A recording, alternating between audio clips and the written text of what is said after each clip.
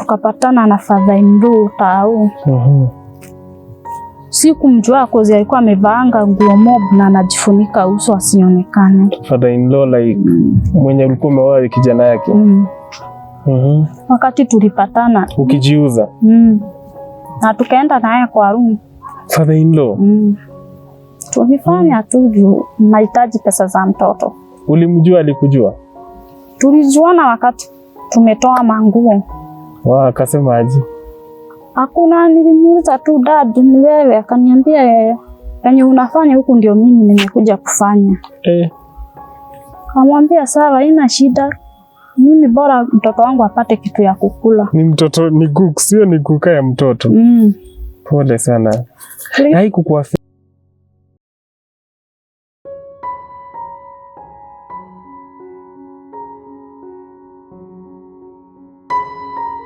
Hey guys, welcome back again and this is the Bob Shakwila Show, bringing stories za kuelimisha pia za kuhamasisha jamii. Na leo niko hapa and I'm here with this amazing guest ambaye ako na kisa chake, kisa cha maisha. Angependa tudokezee maisha yake vizuri, niposa hata msichana akiwa pale nje ama mzazi na mtu yote pale nje pia aweze kuelimika na itakuwa kama kifungua macho kwake. Karibu sana. Kwa majina ni nani?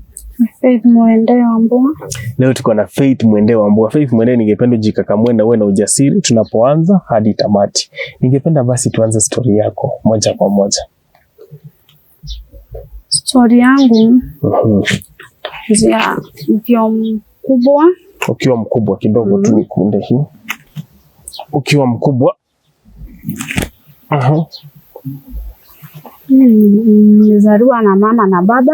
Naam, yes. Mimi wakati nilizaliwa nilijipata niko na mama na baba, nikaanzia hapo.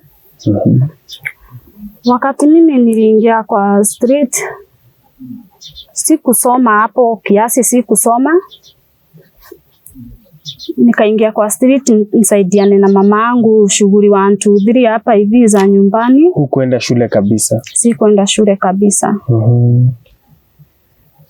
Nikaingia street nitafute vibarua tusaidiane mimi na mama yangu. Wakati niliingia nikapatana na sasa mwenye aliniweka kwake kama bibi yake. Ulikuwa kwa street ukifanya kazi? Kazi gani? Nilikuwa nafanya kwa hoteli, kuchukua food na peleka kama ni kwa masoko. Ukiwa na miaka mingapi? Nilikuwa na 15 years. Nikaanza kupeleka food. Hapo ndio nilipatana na jamaa mmoja akaniambia mimi naweza taka uwe bibi yangu. Kwa mama ya watoto wangu. Nikamwambia haina shida. Tukaenda hivyo, akanioa akaniweka kwa nyumba. Nikakaa 1 year nikashika ball. Wakati nilishika ball nikajifungua mtoto. Tukakaa na mtoto mpaka 4 months. Tukakaa na mtoto mpaka 4 months. Hiyo 4 months mtoto yeye akaenda baharini, alikuwa anafanya kazi beach kutega samaki. Kwa nini lake? Naivasha. Naivasha. Wakati alienda akazama. Akapasa. Tukakaa 3 days before tumuone. Siku ya 4 tukaenda tukampata. Wakati tulimpata tulienda tukaomboleza, tukafanya maombolezi. Tukakaa home. Sasa wakati tumemaliza kumzika nikaenda kwa mother-in-law wangu. Wakati nilienda kwa mother-in-law wangu tukakaa na mother-in-law mpaka mtoto akafikisha kitu 2 years hapo hivyo. Mother-in-law akaanza kuona nimekuwa mzigo kwake. Akanifukuza, akaniambia enda, umefika sasa, mtoto hata amefika unaweza oleka kwingine. Hii ni baada ya mzee kufariki? Kamwambia mimi siwezi enda before mtoto wangu hajafikisha miaka 4. Mtoto akifikisha miaka 4 nitatoka nitaenda. Kaniambia hapana, utabidi uende, wewe ni kama mzigo kwetu. Kamwambia mimi siwezi toka huku kama mtoto hajafikisha miaka 4. Kaniambia utabidi urudi home. Hapo ndio nilichukua hatua ya kurudi kwetu home. Karudi home. Wakati nilirudi home tukamaliza 1 year. Madhe yangu akapasa. Tukafanya mazishi home Nikarudi nikatoka tena. Wakati tulimaliza mazishi nikarudi huko kwa mother-in-law. Juu mtoto alikuwa anasumbua sana. Nikamrudisha kwao. Tukaenda tukakaa home kwa mother-in-law. Mother-in-law ako tu na visirani. Day moja akaniambia utatoka huku uende wewe. Wewe uko na nuksi. Wewe ni nuksi tupu. Kijana wangu alikuleta huku ukiwa kama nuksi. Mimi nilichukua hatua ya kutoka tena. Nikarudi home. Tukakaa home. Nikatoka home. Nikarudi tena tuko kwa mother-in-law tena wakati mtoto alifikisha miaka 4. Nikarudi. Nikamwambia mtoto hana birth certificate. Nipea ID niende nichukulie mtoto birth. Waliniambia kuwezekani hata wajui mtoto wangu. Kaambia mjui mtoto na mtoto hata nimetaja huku. Kaniambia hapana, enda ubadilishe mtoto jina.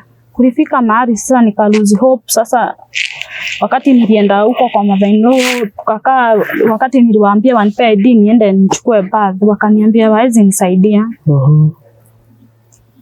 Hapo ndio nilichukua hatua. Wakati waliniambia hata utatoka huku, nikaamka 6 asubuhi siku moja nikatoka nikaenda Kayole kwa sizi yangu. Kayole Naivasha. Wakati nilifika Kayole sizi yangu nikaenda nikamueleza, akaniambia saa huku hautakaa idle. Tabidi tukufunze kazi. Nikamwambia mimi kazi yoyote niko ready kufanya. Wakati nilimwambia niko ready kufanya, akaniambia nitakutafutia tunguo twangu huku jioni uoge tuende kazi. Nikamwambia haina shida.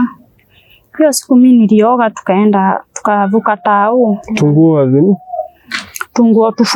Tunguo tufupi. Mnaenda kazi. Umejua kazi yenyewe? Asikuwa nimejua kazi yenyewe.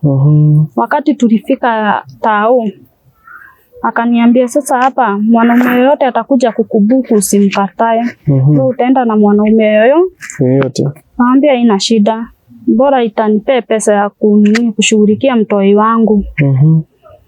Akaniambia haina shida. Hapo kuna jamaa alikuja. Alikuwa jamaa mrefu. Akakuja jamaa mrefu. Akaniambia mimi nataka tuingie na wewe hivi. Nitakulipa 500. Nikamwambia haina shida. Sasa ulikuwa ushaelewa kazi ni gani? Sikuwa nimeelewa mbeleni. Sasa wakati tumefika kwa stage ndio aliniambia hapa tumekuja kujiuza na utabidi ukubali. Nikamwambia nitajaribu juu ya mtoto wangu. Sasa tukiwa hapo ndio huyo mzee mrefu akakuja. Alikuwa mzee? Na alikuwa mzee, hakuwa kijana, alikuwa mzee hivi.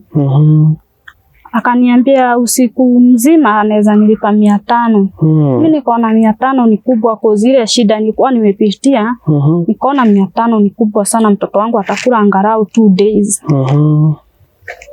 Tukaenda na yeye. Wakati alitoa manguo, mimi nikaogopa kutoa manguo, nikakaa kwa kitanda. Ilikuwa kwa room? Akatoa manguo. Wakati alitoa manguo akaniambia mimi hata sitaki kulala na wewe. Mimi nataka uninyonye huku chini. Alikuwa na vinonda mbaya sana. Na huyu ndio customer wako wa kwanza? Vidonda zimeshika wapi? Zimeshika sehemu zake za siri. Alikuwa na vinonda mob sana. Nikaanza kulia, nikamwambia hapana, siwezi. Akaniambia si umechukua pesa yangu? Ni lazima uninyonye. Kaambia hapana, I think you buy trust ndio nikunya. Unamwambia hapana vile unasema tu hivi na roho ya sauti ya chini?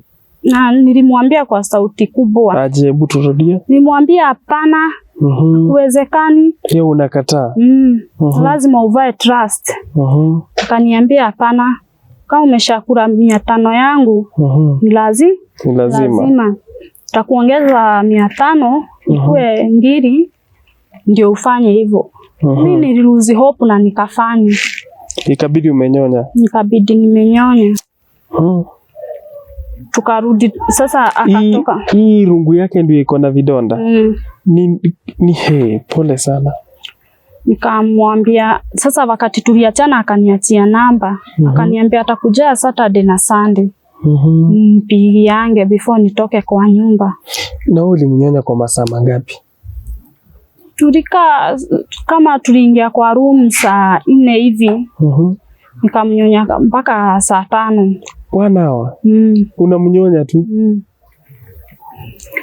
So wakati tulimalizana akatoka akanipea namba. Nikachukua namba. Nikaenda nikaambia sizi yangu, mimi juu nimepata hizi do, wacha nifike kwa nyumba niende niangalie mtoi venye yako. Akaniambia sawa. Nikaenda nikamwacha huko. Dakika hivi akanipigia simu akaniambia kuja tena, nimekupatia mtu mwingine. Nikachukua tena motorbike nikarudi. Nikaenda nikapata ni jamaa myang, akanichukua. Akanipeleka kwa lumu akaniambia na nilipa so sita. Mimi nikakubali. Nikaenda na yeye. Wakati nilifika huko nilipata kitu sijaiona tena. Huyu mtu wa boda? Sasa mwenye nilipata sizi yangu amekutafutia. Nilipata akona rungu ingine ni kubwa zaidi. Hata kubwa zaidi unamaanisha ni msichana? Ni kubwa zaidi. Sijaiona kitu kama hiyo kutoka nizaliwe. Kwani chatoshanaje? Ni kubwa zaidi. Hivi na mkono? Ni kubwa. Hivi, tuoneshe na mkono tuone. Ilikuwa mnono sana. Kama mkono wako huo? Tulisumbuana naye usiku mzima. Kulifika mahali akanichapa kofi, nikamwambia mbona unichape kofi? Na unaona ni wewe unajaribu inashindikana. Akaniambia utanipea do zangu ama nikuulie huku kwa hii room. Kaambia ili uende na do zako. Nikampea do zake tukatoka. Wakati tulitoka, huyu warungu kubwa. Tukatoka nikaenda nikaambia sizi yangu mimi nimeshindwa. Sizi yangu alinikelelesha akaniambia wewe hata uwezi fanya kazi. Ndio mama yako alikufa. Huwezi ezana kitu yoyote. Wewe ulichukua tabia tu za mama yako. Kaambia ni mama yetu sio mama yangu. Mama yetu. Kifika mahali akaniambia, tukiwa tumekaa kama month, akaniambia wewe utabidi utoke. Uende utafute job. Nikatoka nikaenda kutafuta job. Kutafuta kazi. Nilitafuta job sikupata. Karudi hapo nikamwambia mimi nitarudi tena kwa street tena. Niendeleshe na job. Kaniambia sawa, kama utaendelesha na job wenye nataka tutaelewana. Hii tu ya street bado. Tukaendelesha naye job, tukaendelesha. Ilikuwaje? Kuna mahali ilifika. Sasa nikaanza kuona wazee ndio wazuri. Aje, nini ilifanya uone wazee ni wazuri? Wazee saa zingine wakufinyiri. Kuna mwenye anakuja na kuuliza mbona uingie kwa hii kazi na bado wewe ni myang. Na muelezea venye kuko, ananiambia hapana, badala hata tudozi na wewe shika hii punch uende ujisaidie. Wewe waacha, mzee amekuja hapo, amekuja kununua mali. Na unamwambia ati atakupea tu pesa na aende. Kuna venye atakuuliza mbona umeingia kwa hii job na wewe ni mdogo sana. Sasa ni customer. Sasa unabidi umwambie. Anakuambia shika hii tu ende basi, kama ni mtoto unatafutia ununulie. Kuna mahali ilifika nikaeka kakibanda, nikamwambia sizi yangu hapana. Hiyo kazi mimi imenishinda kabisa. Umeona miti. Nikamwambia hii kazi imenishinda kabisa. Wacha mimi niweke hii kioski, mtoto wangu akipata hata maziwa kikombe moja mimi nitafurahia. Kulifika mahali sizi yangu akaniambia hapana. Huku kwangu kai kama tuendi na wewe kwa street. Muende na yeye. Nimwambia basi nitafungua kioski mchana, jioni ninafunga tunaenda. Kwa sina kwa kukana nataka nijifinyilie hapa kwake. Sasa siku moja nilienda tukapatana na father-in-law tao. Sikumjua kozi alikuwa amevaanga nguo mob na anajifunika uso asionekane. Father-in-law like mwenye ulikuwa umeoa kijana yake. Wakati tulipatana ukijiuza. Na tukaenda naye kwa room. Father-in-law. Tulifanya tu juu nahitaji pesa za mtoto. Ulimjua alikujua? Tulijuana wakati tumetoa manguo. Akasema aje? Hakuna, nilimuuliza tu dad ni wewe, akaniambia yenye unafanya huku ndio mimi nimekuja kufanya. Kamwambia sawa, haina shida. Mimi bora mtoto wangu apate kitu ya kukula. Ni mtoto ni cook, sio ni kuka ya mtoto. Pole sana. Haikukuaffect pengine? Ni affect. Umelala na baba ya kijana umemuuzia. Ni affect cause hata nilikaa sana before nitokee nje. Nilikaa sana. Kwa nini ulikaa sana? Pesa ulikuwa unatoa wapi? Sasa nilikaa nimegonjeka. Nimekaa sasa nikaa nimegonjeka, naona kila mtu ni kama anajua. Kufika mahali sana nikajifungia kabisa, nikaambia mzizi yangu mimi hata naweza jichomea kwa hii nyumba nikufe. Mzizi yako alijua kitu imehappen? Nilienda nikamuelezea. Aliniambia huku ni kazi. Na utabidi unaweza kupata umeuzia hata mtu yeyote. Una utabidi ufanye. Kamwambia pana, hiyo sio poa nimefanya na father-in-law wangu. Tawezaje kumuangalia ama mtoto wangu wakati atataka kuenda kwao? Tawezaje kumpeleka kwao na nimwambie huyu ni uka yake? Kweli. Kaniambia hapana. Wewe usijieke kwa hiyo kitu. Maliza hiyo kitu, yeye ataenda kusema nyumbani na wewe utaenda kusema. Nikapuuza hiyo. Ushasema. Nikanyamaza, nikamwambia sawa. Ilifika mahali mtoto akagonjeka tena, nikahitaji kwenda huko kwa in-laws. Mimi wakati nilifika nikaenda nikapata father-in-law. Madhe alikuwa kwa shamba. Mimi nilitoka nikaenda kuangalia madhe kwa shamba, nikaacha mtoi wangu hapo. Wakati tulikuja na madhe aliniambia, "Tena umeleta mzigo ingine huku?" Kamza hapana, sijakuja kuacha mtoto, nimekuja usalimie mtoto, pengine ako na kisirani juu yako. Kaniambia hapana, sitaki kuona mpaka huyo mtoto. Tukatoka, nikarudi kwa sizi yangu. Tukakaa na sizi yangu. Bado nimekataa kabisa kuenda job. Sasa doze zenye nilikuwa nimesave zimeisha. Amekataa kuninunulia diaper za mtoi. Kaambia leo kulikuwa Sunday. Kaambia leo tutatokea mtaa tuende tutafute do. Mtaa ni street bado. Kaniambia sawa. Hiyo siku nilienda nikapatana na mzee, alikuwa mzee pia zaidi. Nikaa babu yangu, alikuwa mzee sana. Amekuja kununua. Kaniambia mimi silipangi room, tutaenda kwangu. Kamwambia sawa. Umuulizi kama akona mke wake huko? Na aliniambia ati mke wake alikufa. Tukaenda kwake. Tulilala naye, morning akatoka akafunga gate na kifuri. Akaniacha huko. Akarudi tena. Namwambia mimi niko na mtoto nafaa niende niangalie mtoto wangu. Kaniambia hapana, huko nitatoka wakati nitatosheka ni wewe. Kamwambia nipeleke basi nione mtoi wangu alafu tutarudi. Kaniambia hapana, huku lazima nikutumia venye nataka. Na alikuwaje huyu mzee kwa kazi?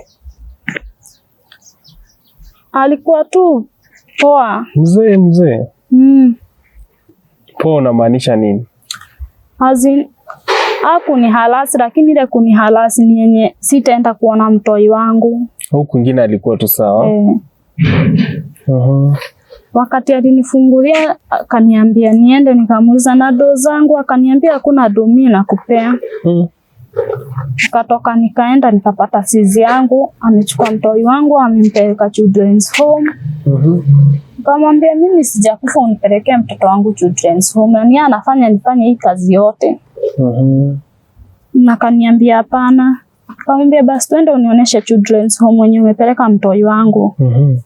Akanipeleka. Kumbe huko ameandikisha nimeshakufa. Nikamwambia hapana. Nitishie tu mtoto wangu ili niende nimwache kwao kwa gate. Kaniambia hapana, mtoto atabidi akae children's home ndio uweze job. Kamwambia hapana. Sasa ndio nilitoka kwake. Nikakuja kwa anko yangu. Tukakaa na anko yangu, Anko yangu akaniambia hapana, tuwezi kaa wawili kwa nyumba, watu watatufikiria vibaya. Anko yako? Kaniambia utaenda kwa. Hakuwa na mke. Hakuwa na mke. Kaniambia niende kwa aunti yangu. Kaenda kwa aunti yangu tulikaa naye 4 months. Kanifukuza. Kaniambia wewe enda utafute, siwezi kaa na wewe hapa. No, tayari umeshachoma CV Kayole. Kamwambia mimi nitaenda. Nikoje nisanyasanye pesa. Sasa nimejishikilia kwa kauteri bado kengine. Kamwambia acha nisanyasanye pesa nikondeshe kanyumba. Nikasanya tudo zikafika 5 so. Kamwambia mimi nimeenda kukondesha kanyumba, nikakondesha nyumba ya 300. Nikaanza kukaa huko, ninatandika manguo zangu. Mka nazitoa. Na nilifika aunti yangu akaniambia hapana. Usikae hivi. Lazima urudi kwa dada yako juu hatutaki kuona unateseka. Urudi huko kwa dada yako, mahali madada wako wote. Nikarudi Kayole. Nifika mahali sizi yangu akaniambia hapana. Sasa tutafanyia huku hii kazi. Hiyo kazi ya kujiuza. Tutaenda Nairobi. Before tufike Nairobi tukaenda Thika. Akaona Thika kuna job akaniambia tutakaa huku Thika. Thika kulikuwa na kazi ya kujiuza bado. Akaniambia tutafika Nairobi. Tutakaa hapa Thika. Tulikaa Thika tukijiuza tu. Sasa mara ya mwisho ndio niache kujiuza. Kujiuza Thika ilikuwa aje? Tuambie tena polepole. Kujiuza ukiangalia pengine wanaume wa Thika, unasema huku kulikuwa na wazee, kulikuwa na warungu. Thika challenges zilikuwa zipi? Thika challenges zilikuwa ni kama umeenda na mtu anasema wewe ni myangi hajaridhika ni wewe. Tuambie kisa pengine moja hivyo, ilikuwaje hii siku ya kwanza hivyo?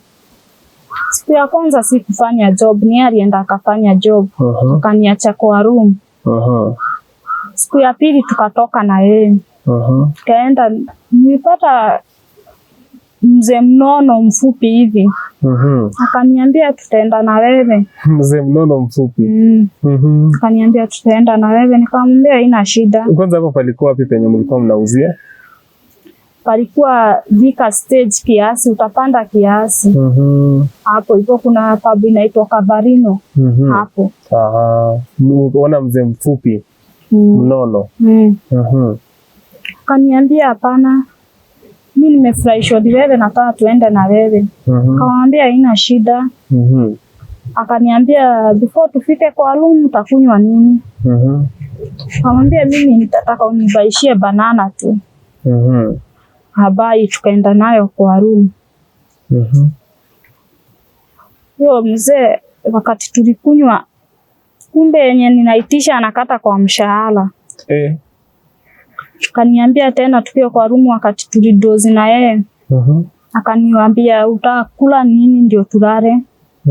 Nikamwambia mimi kenye utaniitishia nitakula hiyo. Akaitisha ugali na nyama. Tukakula. Morning wakati alisema ni kutoka, aliniambia hakuna do. Kashindwa sasa taenda kuambiaje sizi yangu na venye yako mkali. Katoka nikaenda kwa sizi yangu. Kaniambia toa pesa za kupika. Kaambia mimi wacha nilalale nitakupatia do. Kadozi kiasi. Kaniambia wewe usikii venye nakwambia? Anataka pesa. Nataka pesa. Kaambia kwani unapika nini? Akaniambia nataka kupika. Nikamwambia ndako huyo mama wa kibanda mwenye ako hapo mwenye tulimpita hapo, nimwambie akupe kenye unataka nitalipa. Sasa hizo mkotika.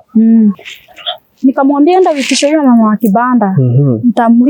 Utamlipa. Akaniambia kwa hivyo uko na pesa ndio utaki kunipatia nisione ni pesa ngapi leo umepata.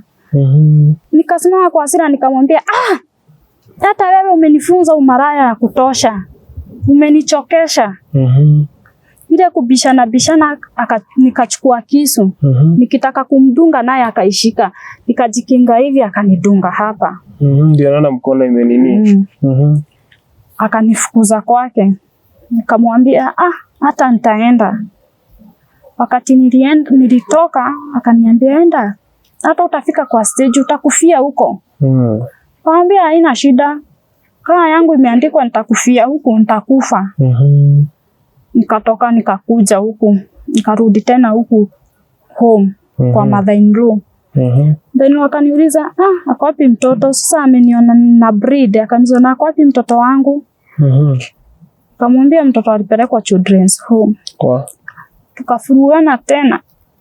Na si hata alikuwa amekataa mtoto. Tukafuruana tena akaniambia unapeleka mtoto children's home kwa nini?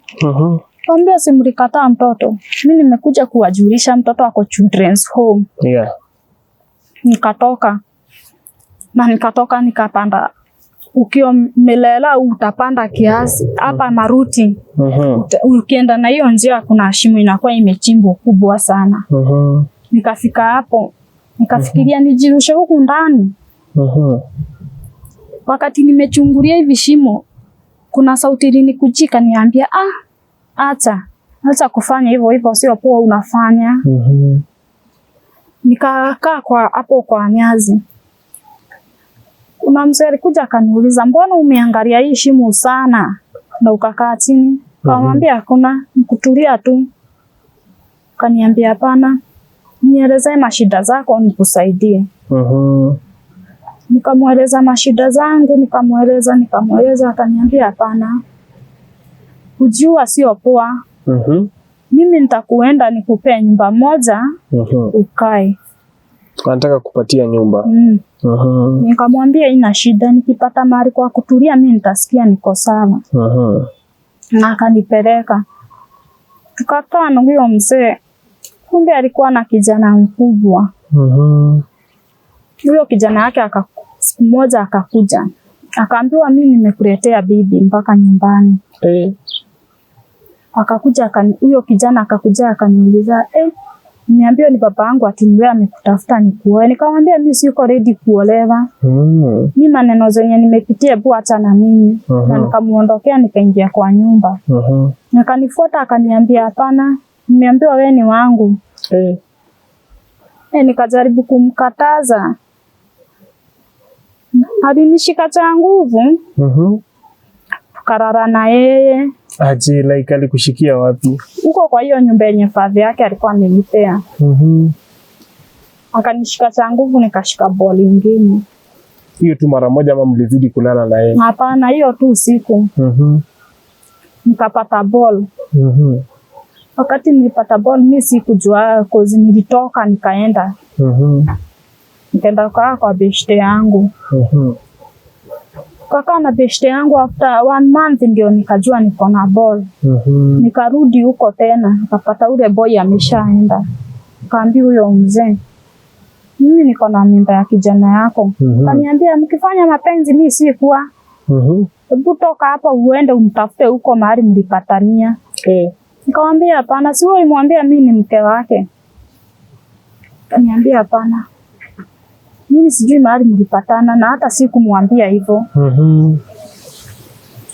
Tulikaa nikatoka nikabeba manguo zangu nikatoka nikarudi kwa sizi yangu.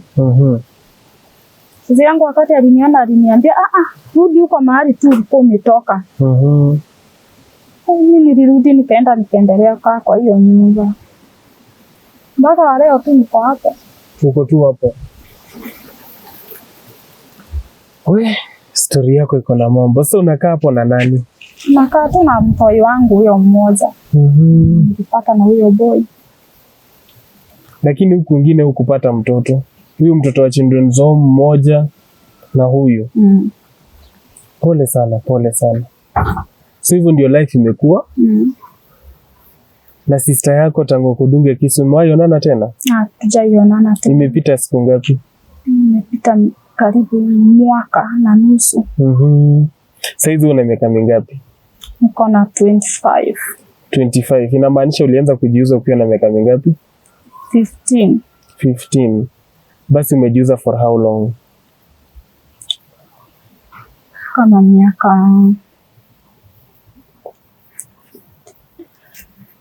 miaka hapo kitu 10. Miaka 10, si ndio?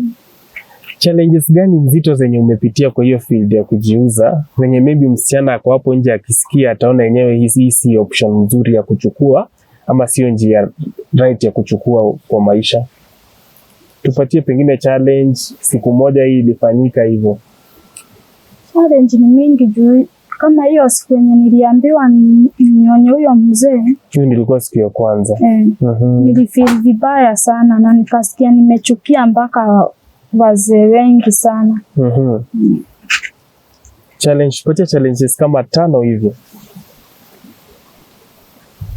Challenge ni mob, lakini mimi naweza sema huyo mwenye ako hapo nje tu. Wewe umepitia challenges gani kwanza kabla hujawaambia?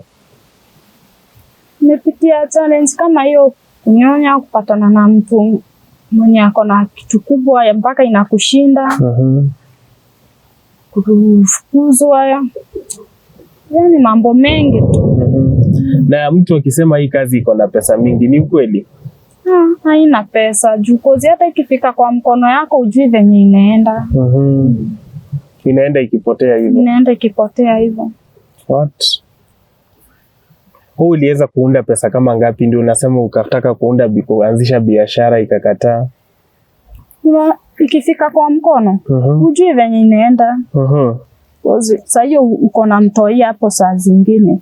Anataka diaper, anataka maziwa. Unapata na kwenye unaishi anataka food. Anataka pia food. Unapata hata pesa una save unapata ni kama 50 bob tu. Sasa hizi unafanya kazi gani? Sasa sifanyi job. Huwezi niambie ufanyi job na unakula bado. Unafanya nini kupata chakula kwa meza? Vibarua tu ni kama gani? Kama kufua. Hii kujiuza uliwacha ama bado unaendelea? Niliacha, siwezi taka kurudi hapo tena. Wow. Lakini hizi job unapata zinakusaidia kuplani? Zinasaidia saa zingine, unaona sio kila mtu anafuliwa kila siku. Ukipata leo unakaa kama 1 week kama hujapata. Na pengine hiki kisanga cha father in law though ulipeleka mtoto wako children's home alipelekwa, mpaka saa hizi kinaku affect ama uko tu sawa? Inaniumanga. Nikiweza pata mtoi wangu naweza feel poa. Na hiyo father in law, kulala na father in law? Yes, ndio inaniudhingi kabisa. Pole sana. Mtu angetaka kusaidia atakupata kwa nambari gani ya simu? Namba ya simu tutapatiana namba siku hiyo. Tutaiweka? Sawa. Watazamaji, tutaweka namba yake ya simu hapa chini, hata pengine wakati wa editing itakuwa hapa chini. Asante sana kushare story yako na sisi. Na Mungu akubariki. Najua mambo itakuwa sawa. Usione ya kwamba vile umekuja kusema story yako umejianika, lakini chukulia ni kama story yako imekuwa funzo kwa mtu na watu wengine, si ndio? Asante sana. Na najua uko na watoto, si ndio? Siku moja watakuwa kwenye mtandao wakutane na video yako. Naonaga comments pale, huyu mama naye mbona amesema hii maneno? Watoto wake watawakiona hii kitu itakuwaje? Bob, ungemficha uso. Pengine uweze kuongelesha watoto wako in future in case wanane na hii video. Waambie kitu. Naweza ambia watoto wangu wakikuja wapatani na hii video. Waone penye niliwalea na shida. Wasiangalie venye watu wanasema. Kweli. Na asante sana. Mungu akubariki. Sawa.